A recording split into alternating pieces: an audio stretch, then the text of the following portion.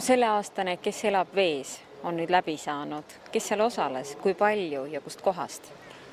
Jah, nagu ikka traditsiooniliselt me oleme siin üle Eesti toimetanud nüüd ja meil on sedavõrd hästi läinud, et meie laste hulk on kasvanud ligi 19 000 suuruseks ja omavalitsused on meid toetanud ja neid on olnud 60. Ja kooliasutusi on meil liitunud siin kokku 170, aga kõige huvitavam on see, et nagu projekti ajal on toinud hästi palju huvilisi, kes tahaksid veel liituda ja seisavad juba järjekorras järgmiseks aastaks. Õpilaste ja õpetajatega oli see, et nad said väga palju uut teada ja kindlasti said nad uut kogemust ja nad said näha seda asja tegelikult looduses. Ja täiesti vaatenurk oli täiesti uudne selles suhtes, et tavaliselt räägitakse meil veest ja räägitakse kindlasti õhust ja prügist, aga nüüd sai keskendunud sellele, et kui see vesi ikka puhas on, kes seal siis vees lõpuks elavad. Ja me saime teada, et lisaks kaladele elab seal vees ikka veel mustmiljon putukat, mutukat ja taime, keda me palja silmaga ei näe, sest projekti käigus uuriti neid luubiga ja lausa mõnikord isegi mikroskoobiga. No lisaks õpetajatele oli sellesse projekti haaratud ka üsna mitu väga tarka, kas või Nikolai Laanetu, aga siin teistes maakondades teised. Kuidas nemad sellise asjaga kaasa tulid? Pean ütlema seda, et mitte ükski teadusonu ei ütelnud meile ei mitte kunagi, sellepärast, et nad olid hästi rõõmsad selle üle, et lastega tegeletakse ja tundub, et teadusemeeste nagu teine missioon nagu uurimise kõrval on ka tegelikult oma õpitud edasi anda ja kellele veel mitte, siis ainult lastele.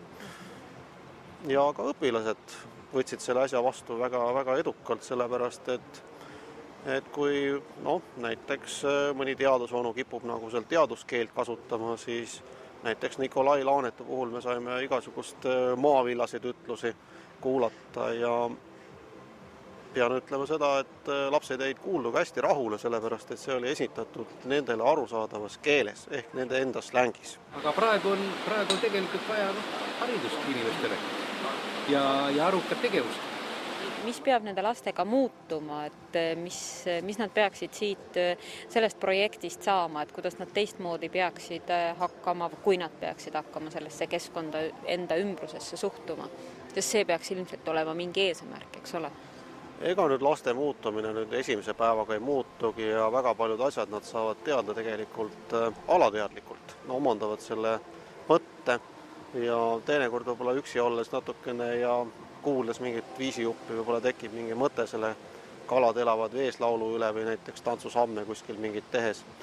Et ega nad otse konkreetselt võib-olla ei saanudki kõigest päris aru, kui nüüd just nad vanemad ei olnud, aga väiksemad ma arvan, et nendele jääb see alateadlikult külge ja nemad ongi just kõige vastuvõtlikumad igasuguse uue informatsiooni suhtes.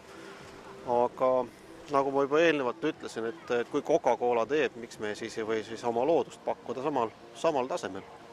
Miks just lapsed? Kas ikkagi peabki paika, et ei ole mõtet nagu täiskasvanute peale eriti suruda, et pigem just nimelt laste peale? Täiskasvanud kindlasti oma tarbimisharjumisi muudavad, aga võin omast käest öelda, et me kõik teame, et kiirust ei tohi ületada ja ei tohi seda ja teist teha, aga me ikkagi teeme seda. Aga kui lapsi on altpoolt kasvatada ja niimoodi madalast neid sundida seda asja tegema, siis neil jääb see palju paremini meelde ja külge.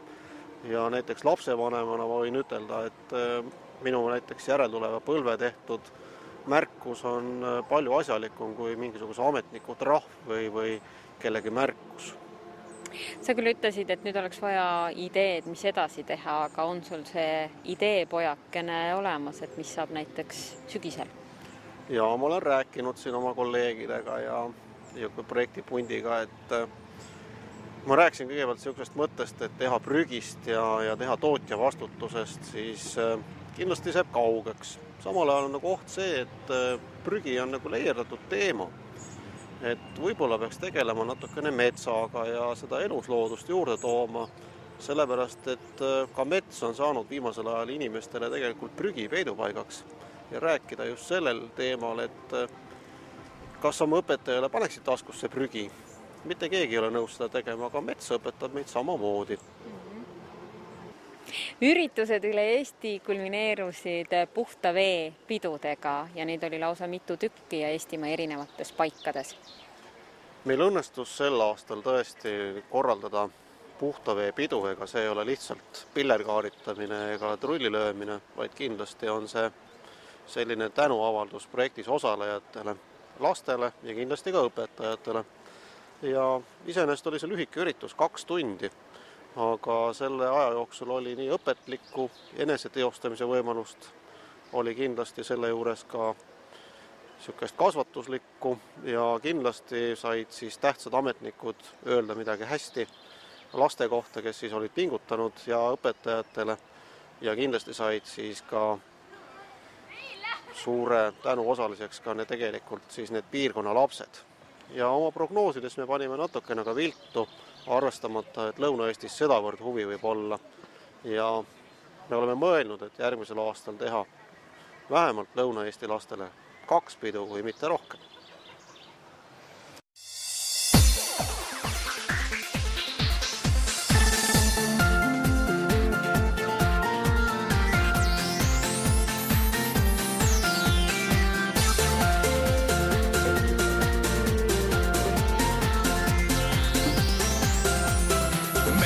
Kui lähed, näed puid, vesi neis voolab, hea kuid, mustaks kui vesi kord saab.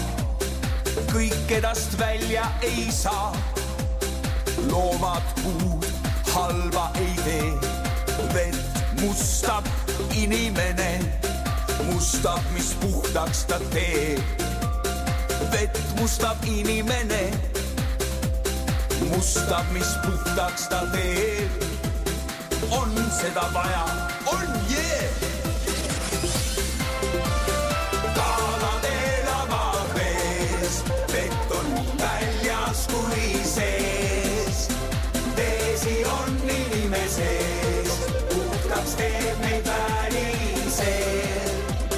Kui sul Jaanu jood vett, midagi muud siis tea, et veesi on igal pool sees, vajab vett nii naine kui mees.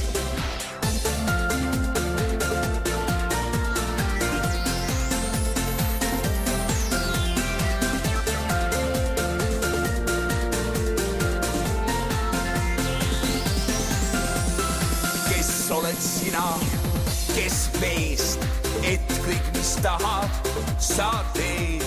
Sitt oled väljast ja seest, lihtsalt nii ütlen, mis veel.